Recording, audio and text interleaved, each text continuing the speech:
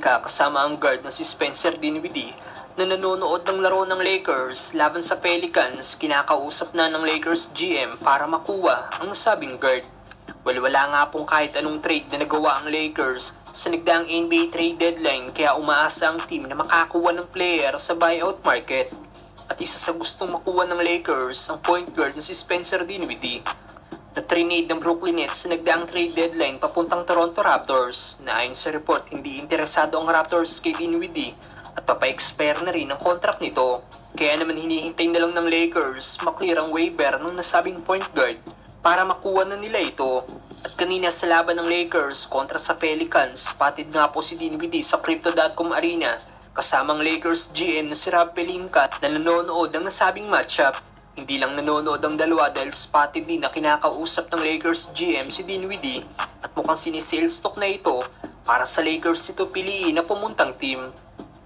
Dahil hindi nga lang po kasi Lakers ang interesadong team na makuha ang veteran point guard, dahil spotted rin ito noong isang araw kasama naman ng owner ng Dallas Mavericks na si Mark Cuban at kinausap rin si Dinwiddie.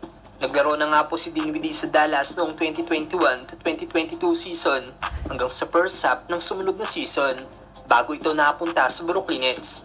Kasama rin ng Lakers GM si Dinwiddie papuntang locker room ng Lakers, kung saan habang naglalakad sila papuntang locker room, hiyawan nga pong mga Lakers fans sa arena at gusto talagang makuha ng Lakers ang nasabing point guard.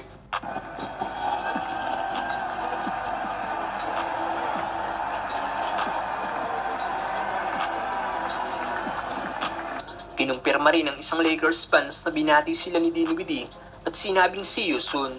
Nagpapatunay lang na Lakers ang pipiliin ng nasabing point guard. Sa ngayon, magagamit ng Lakers si Dinwiddie bilang backup point guard ni D'Angelo Russell, lalo't wala pa rin si Gabe Vincent dala ng injury. Posibleng Lakers talaga ang piliin ni Dinwiddie dahil maraming NBA player ang nangangarap makapaglaro sa Lakers dahil isa ito sa pinakasikat na team. Isama pa na makakasama mong maglaro ang mga all-time great na sina LeBron at Davis. Hindi rin naman nagkakalayo ng standings ang Lakers at Dallas ngayon. Isa pa, nakapaglaro na din si Dinwiddie sa Dallas Mavericks. Sangkain ba kayong kunin ng Lakers si Dinwiddie, mga brother?